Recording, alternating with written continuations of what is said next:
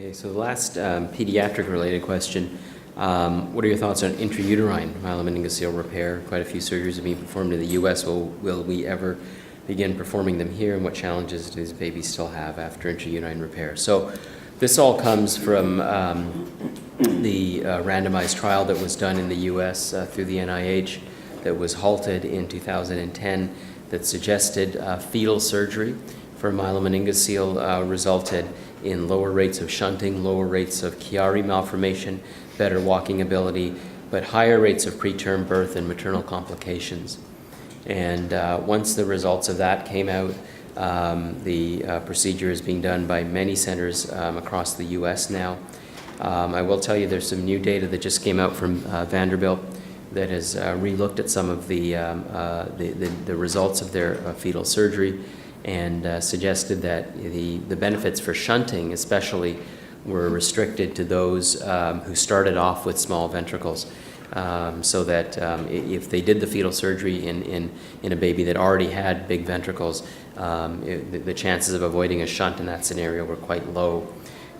So that might change some of the eligibility, but that's one of the challenges with this is there were strict eligibility criteria for that study, and so what the process right now that's happened is that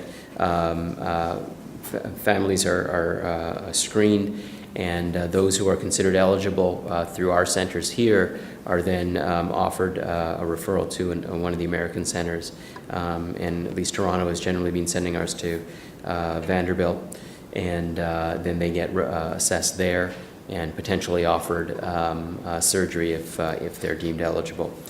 From perspective whether we'll actually do this here, so there is a growing interest in starting a fetal surgery program in Toronto.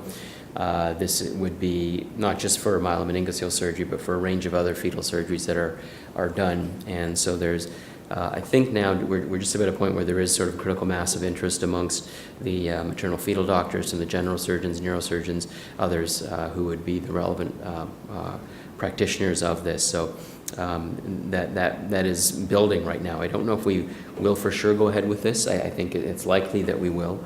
Part of the problem is that it is it's still a small area, you know, and if even if all the cases from Canada were to come to one center, it's not a very large volume of cases. So it has to be justified because it takes a lot of time, effort, and resources to put a program like this together. So it may not be worth for us to do this in Canada if there are busy centers in the States who could easily handle the few cases that Canada sends their way.